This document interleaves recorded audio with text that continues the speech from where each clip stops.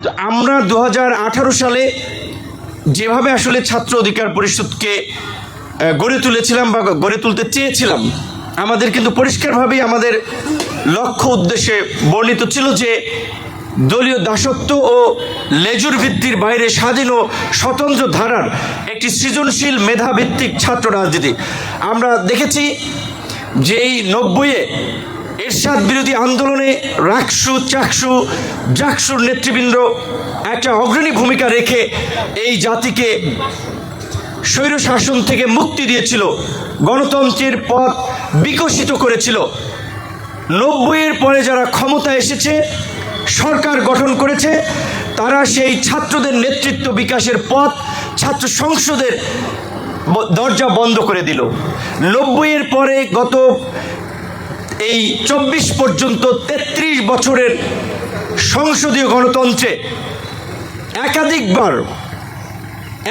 দল রাষ্ট্র ক্ষমতা পরিচালনা করেছে, কিন্তু কোনো রাজনৈতিক দলকে আমরা দেখি নাই ছাত্রদের নেতৃত্ব বিকাশ তথা ক্যাম্পাসে যেভাবে 90-এর দশকে, নিশ্চয়ই যারা রিকল করতে পারেন, বিসিএস কিংবা বিভিন্ন ক্ষেত্রে সাধারণ জ্ঞানের জন্য পড়েন, তারা জানেন নিউ ইয়র্ক টাইমস ঢাকা বিশ্ববিদ্যালয়কে সবচেয়ে বিশ্বের মধ্যে সংঘাতপূর্ণ ক্যাম্পাস হিসেবে বর্ণনা করেছিল।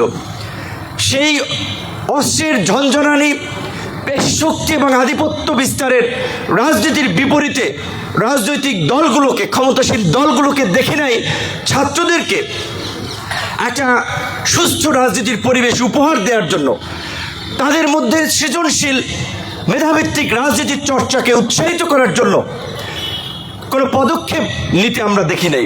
তারা নেন নাই, কারণ তারা ছাত্র সংগঠনকে কিংবা ছাত্র নেতৃবৃন্দকে রাজনীতিতে লাঠিয়াল বাহিনী হিসেবে ব্যবহার করতে চেয়েছেন এবং মেধাবীদের পরিবর্তে তারা নিজেদের স্বার্থ হাসিলের জন্য একদল গুন্ডা মাস্তানকে ছাত্র সংগঠনের নেতৃত্ব তুলে দিয়েছিলেন, যার ফলে ছাত্র রাজনীতির তরুণদের কাছে ঘৃণার বিষয় হয়ে দাঁড়িয়েছে।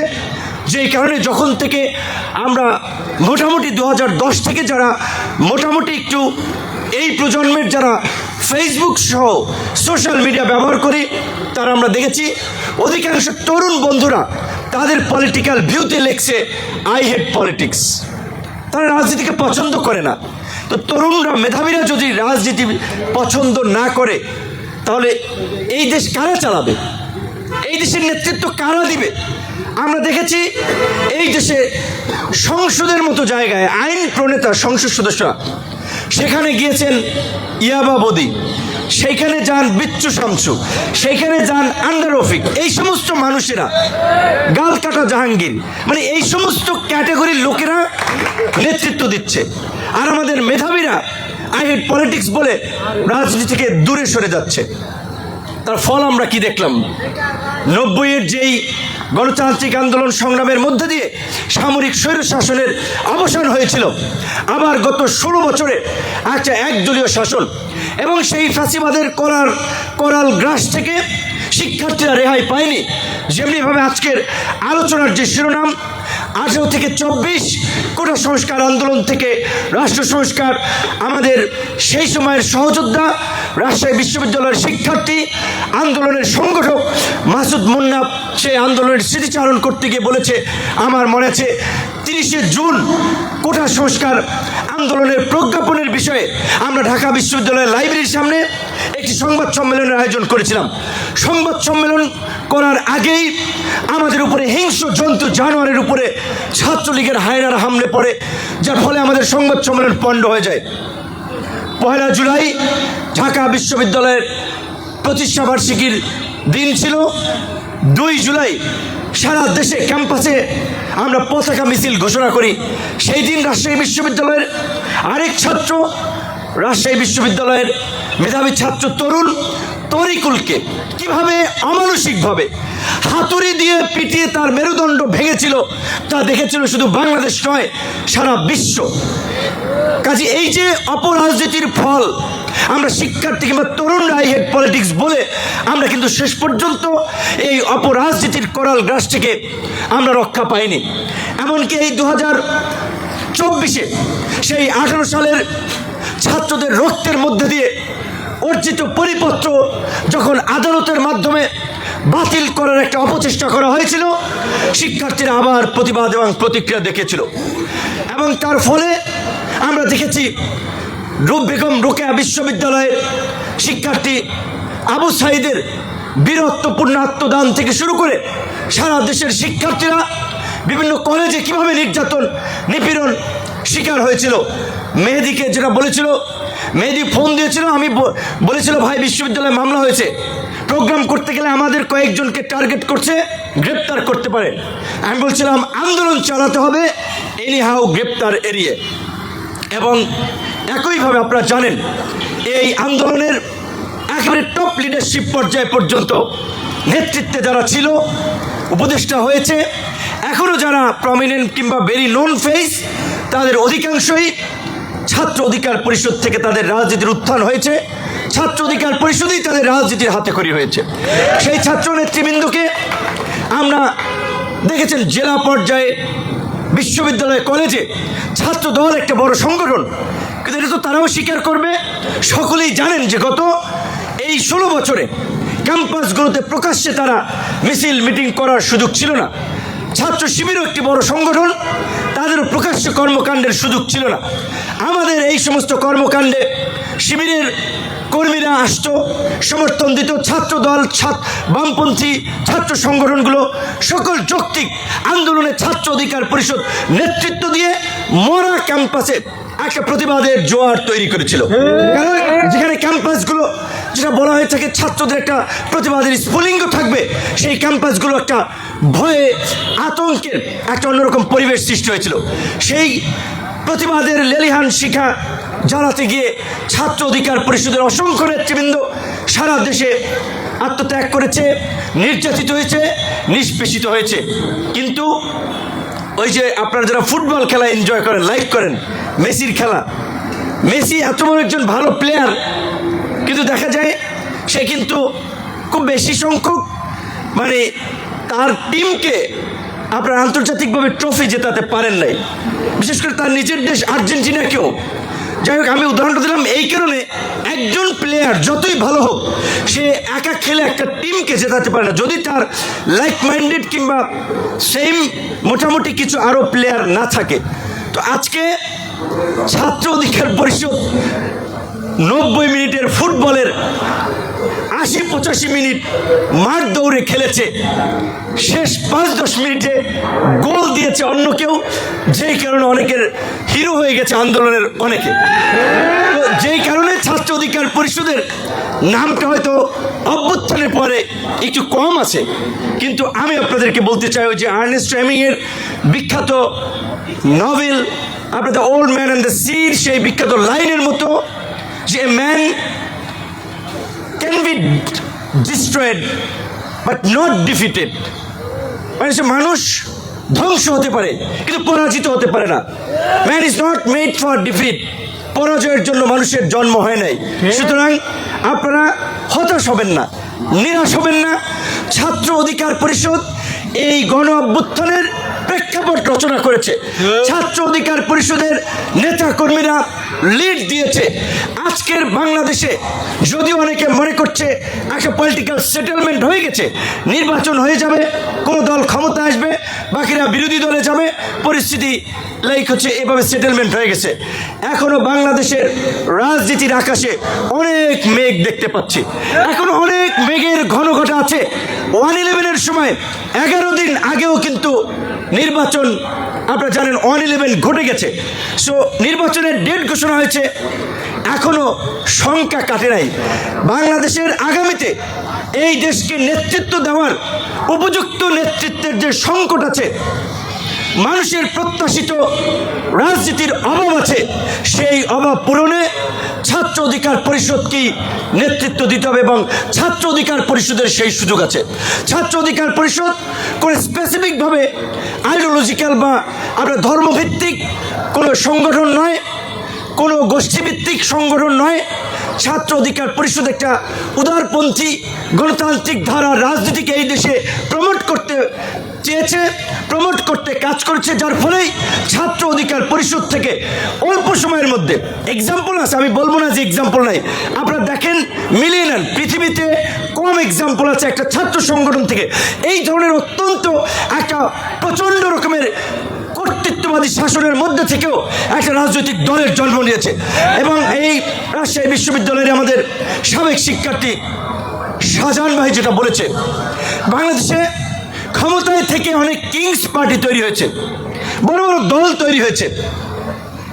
বাংলাদেশে এইরকম একটা কর্তৃত্ববাদী শাসনের বিরুদ্ধে রাজপথে ধারাবাহিক লড়াই সংগ্রামের মধ্য দিয়ে কোনো ছাত্র সংগঠন তৈরি হয়েছে, দল তৈরি হয়েছে, স্বাধীনতার পরে সেই ইতিহাস বাংলাদেশে নাই। শুধু বাংলাদেশ নয়, বিশ্ব যদি ইতিহাসের ঘটনাগুলো আপনারা পর্যালোচনা করে মিলাতে যান, কম ঘটনা পাবেন। সো আমরা আশাবাদী ছাত্র অধিকার পরিষদ আগামীতে ক্যাম্পাসগুলোতে শিক্ষার্থীদের প্রত্যাশিত ছাত্র রাজনীতি তথা নেতৃত্ব বিকাশের ক্ষেত্রে একটি ভূমিকা রাখবে। মোন্নাফ ভাই বলেছেন, তার সাথে আমি একমত। ঢাকা বিশ্ববিদ্যালয় আমাদের নেতৃবৃন্দকে আমরা বলেছি একমত যে আমরা এই গণ অভ্যুত্থানে যেভাবে দল মত নির্বিশেষে আমরা ঐক্যবদ্ধভাবে আন্দোলনের মধ্য দিয়ে এই ভারতীয় তাবেদার এই ফ্যাসিস্ট শক্তিকে হটিয়েছি, ঠিক একইভাবে ক্যাম্পাস তথা জাতীয়ভাবেও আমরা একটা পরিচ্ছন্ন রাজনীতি প্রতিষ্ঠায় ঐক্যবদ্ধভাবে কাজ করব। তার সূচনা হতে পারে ছাত্রদের মাধ্যমে এই ডাকসু চাকসু নির্বাচনের মধ্যে দিয়ে। বন্ধুগণ, আপনাদেরকে আমি আরেকটু স্মরণ করে দিতে চাই, 90-এর এরশাদ বিরোধী আন্দোলনের সময় আপনারা যদি লক্ষ্য করেন, রাজনৈতিক দলগুলো ঐক্যবদ্ধ হতে পারে নাই। যখন ছাত্র সংগঠনগুলো সর্বদলীয় ছাত্র ঐক্য গঠন করেছিল, তখন রাজনৈতিক দল একত্রিত হয়েছিল। ঠিক এই 24-এর গণ অভ্যুত্থানেও রাজনৈতিক দলগুলো ডিসিশন নিতে পারে নাই। এখন যদি আসল কথা বলি, তাহলে এখন অনেকের এত সাংগঠনিক শক্তি, ম্যান পাওয়ার আমাদের বিরুদ্ধে নানান ধরনের প্রোপাগান্ডা ছড়াবে। আমি যেদিন 19শে জুলাই 12টার পরে তো 20 তারিখ পরে যায়, আমি প্রায় 3টার দিকে গ্রেপ্তার হয়েছিলাম। আমি 1:45 পর্যন্ত, যেহেতু ইন্টারনেট শাটডাউন, হোয়াটসঅ্যাপ ইউজ করা যায় না, সরাসরি ফোনে একেবারে বাংলাদেশের টপ রাজনৈতিক দলের লিডার থেকে শুরু করে বাম ডান ধর্মভিত্তিক হেফাজত, জামাত, বিএনপি, চরমোনাই, বামপন্থী দল সব নেতাদের সাথে কথা বলেছি। তাদের রিপ্লাই যদি আপনাদেরকে শোনাই, এখন তো তাদেরকে থুথু দেবেন, কিন্তু আমি চাই না ওই কথা বলে নতুন করে তাদেরকে লজ্জায় ফেলতে। অনেককে ফোন দিয়েছিলাম যে ভাই, আপনারা 19শে জুলাইয়ের বিভৎসতা জানেন, যে এই পরিস্থিতির পরেও যদি আমরা কিছু করতে না পারি, আমাদেরকে নাকে খত দিয়ে এই দেশে বাস করতে হবে। কাজে আপনারা রাজনৈতিক দলগুলো আর বসে থাকেন না, ডিসিশন নেন। অনেকেই বলছে, এক বরিশালের আঞ্চলিক বড় নেতা বরিশালের ভাষায়, তোমাকে কি খাইয়ে লইয়া কাম নাই, খালি সরকার পতন খোঁজো, সব জায়গায় কোটার মধ্যেই থাকো। মানে আমরা যে এক দফায় যাব, এটা তিনি একমত না। আরও অনেককে বলেছিলাম, তারা বলেছিল এমনি আমাদের নেতা কর্মীরা গ্রেপ্তার ক্রান্ত, তারা রাস্তায় নামলি জেলে ধরে, আন্দোলন ছাড়ে অনেকে গ্রেপ্তার হয়েছে, দেখি কি করা যায়। যাই হোক, আমি গ্রেপ্তার হলেও আমার সহযোদ্ধা রাশেদ খান, সে জানতো যে আমরা কীভাবে ছাত্রদের সাথে প্লাস জাতীয় রাজনীতিতে আমরা একটা কানেকশন তৈরি করেছিলাম। ছাত্র আন্দোলন থেকে কিভাবে এক দফার আন্দোলনে রূপান্তর করা যায়। আমার পুরানো ডিভাইস এখন এই হাতে আছে, এখানে আমি দেখাতে পারবো কিভাবে আমরা সেদিন 8 দফা লিখে দিয়েছিলাম, যদিও 8 দফা থেকে 9 দফা হয়েছে। এবং ডিবির কার্যালয়ে, আমি তো তখন ডিবির হেফাজতে, আপনারা শুনেছেন তারা ব্রিফ করে বলেছে কোন কোন সমন্বয়কের সাথে 1 দফা নিয়ে কথা হয়েছে, তাদেরকে কিভাবে সহযোগিতা করা হয়েছে, সেই সমস্ত কথা নাই বললাম। কিন্তু আমি শুধু এইটুকু বলতে চাচ্ছিলাম যে রাজনৈতিকভাবে ঐক্য হয় নাই। এমনকি মাহমুদুর রহমান মান্না, বাংলাদেশের ছাত্র রাজনীতির আরেকজন জীবন্ত কিংবদন্তি, গতকালকে একটি সংলাপে সেমিনারে বলেছিলেন যে 4 তারিখ পর্যন্ত আমি জানতাম না কি হতে যাচ্ছে। অনেকের সাথে আলাপ করছি, ভাই আপনারা পারবেন কিনা, দ্যাট ইজ দ্য রিয়ালিটি। 4 তারিখ পর্যন্ত অনেক রাজনৈতিক নেতৃবৃন্দ জানতেন না যে হাসিনার পতন হবে। এবং ইট ইজ ট্রু, যদি জাতিসংঘের মানবাধিকার কমিশনার ভলকার তুর্ক যে কথাটি বলেছিলেন, তারা সামরিক বাহিনীকে মেসেজ দিয়েছিলেন যে যদি তারা মানবাধিকার লঙ্ঘন করে তাদের শান্তিরক্ষী মিশন বন্ধ হবে। এটা অস্বীকার করা হয় নাই। এই আন্দোলনের শেষ দিকে বিদেশিদের একটা সমর্থন কিংবা তাদের সাপোর্ট আন্দোলনকে ত্বরান্বিত করেছে, হাসিনার পতনকে এগিয়ে দিয়েছে। এটা ট্রু, এটা অস্বীকার করা হয় নাই। সেই আপনার কি বলবেন সম্ভাবনা কিংবা আশঙ্কা থেকেই বলছি, আগামীতে বাংলাদেশে অনেক ধরনের রাজনৈতিক সংকট তৈরি হতে পারে। সেই সংকট থেকে আবারও 111 কিংবা আরেকটা ফ্যাসিবাদের পরিস্থিতির দিকে আমাদেরকে নিয়ে যাওয়া হতে পারে। তাই আমি ছাত্র তরুণ বন্ধুদেরকেই বলবো, আমার ভরসা তারাই জীবন দিয়েছে, তারাই লড়াই করেছে। যে কোনো সংকটে ছাত্ররাই বুক চেঁচিয়ে লড়াই করেছে। আগামীতেও সেই ছাত্রদেরকে সজাগ থাকতে হবে। বাংলাদেশে কোনো সামনে যেন নতুন ষড়যন্ত্রের কারণে আমরা যেন ওই হাসিনার একদলীয় ফ্যাসিবাদের 16 বছরের মতো নতুন কোনো ফ্যাসিবাদের দিকে ধাবিত না হই।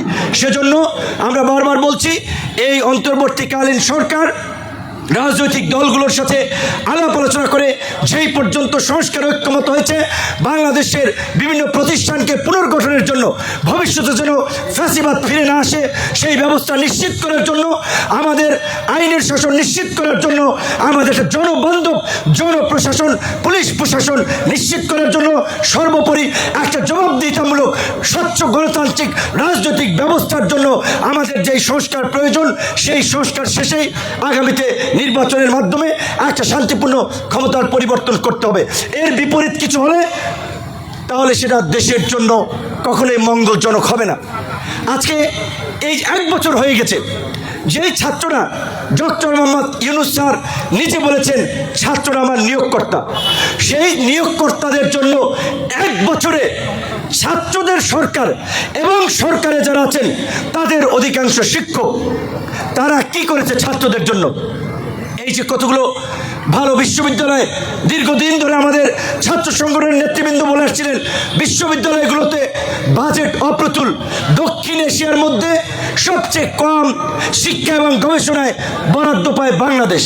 এমনকি আপনার ইউনেস্কোর রিপোর্ট অনুযায়ী 189টি দেশের অর্থনৈতিক সামাজিক কাঠামো বিশ্লেষণে যে সমস্ত দেশের অর্থনীতি ভালো, তারা বাজেট যেভাবে দেয় সেরকম 10টি দেশের তালিকায়ও বাংলাদেশ সবচেয়ে শিক্ষা এবং গবেষণা খাতে কম বরাদ্দ দেয়। এখানে পাবলিক বিশ্ববিদ্যালয়গুলোতে আমরা নিম্নবিত্ত মধ্যবিত্ত পরিবারের সন্তানরা পড়ি, আমরা দেশের জন্য কিছু করতে চাই, কিন্তু হলগুলোতে যেই অমানবিক পরিবেশে শিক্ষার্থীরা থাকে সেটা কোনোভাবেই তাদের মানসিক বৃদ্ধির জন্য একটা শান্তিময় পরিবেশ তৈরি করে না। তাই আমরা মনে করি অন্তত কয়েকটা পাবলিক, এই যে 4টা বিশেষায়িত বিশ্ববিদ্যালয়, সেই বিশ্ববিদ্যালয়গুলোকে রোল মডেল ধরে তাদের আবাসিকের হল, খাবার থেকে শুরু করে একাডেমিক কার্যক্রমে একটা পরিবর্তন আসুক। আমরা খুব আশাবাদী হয়েছিলাম। ডক্টর মোহাম্মদ ইউনূস একজন শিক্ষক, শিক্ষা উপদেষ্টা নিজে একজন শিক্ষক, অর্থ উপদেষ্টা তিনি একজন শিক্ষক, বাংলাদেশ ব্যাংকের গভর্নর ছিলেন সাবেক, তিনি এখন অর্থ উপদেষ্টা, পরিকল্পনা উপদেষ্টা ওয়াহিদুদ্দিন মাহমুদ স্যার শিক্ষক, অনেকেই শিক্ষক, এবং উপদেষ্টা পরিষদের অনেকেরই একাডেমিক প্রোফাইল খুব হাই, বাইরের বিভিন্ন নামি দামি বিশ্ববিদ্যালয় থেকে পড়াশোনা করে এসেছেন। কিন্তু আমি আফসোসের সাথে লক্ষ্য করেছি 1টা বছর তারা বাংলাদেশের শিক্ষা ব্যবস্থার পরিবর্তন নিয়ে কোনো কাজই করেন নাই। এতগুলো কমিশন করেছেন, কোনো শিক্ষা কমিশন করেন নাই। তাই আমরা ছাত্রদেরকে বলবো, আপনাদের অধিকার আদায়ের জন্য আপনাদেরকে ভয়েস রেজ করতে হবে এবং এই ছাত্র সংসদ নির্বাচনের মধ্য দিয়ে আপনাদের একটা প্রাতিষ্ঠানিক ভয়েস জারি থাকুক। সেই জন্য ছাত্র অধিকার পরিষদকে বলবো, লাইক মাইন্ডেড কিংবা যাদেরকে নিয়ে কাজ করা যায় তারা সহ একটা সমন্বিত প্যানেল দিতে পারলে ভালো। পাশাপাশি এই বিদ্যালয়ে ছাত্রদল, শিবির, ছাত্র অধিকার পরিষদ, ছাত্র ইউনিয়ন ফেডারেশন এরকমের যারা সবাই মিলে ছাত্রলীগের ফ্যাসিবাদকে পরাজিত করেছেন, ভবিষ্যতে কোনো ফ্যাসিবাদ মাথাচাড়া দিয়ে উঠতে চাইলে, হলে হলে আধিপত্য কায়েম করতে চাইলে তাদেরকেও একইভাবে আপনারা রুখে দেবেন।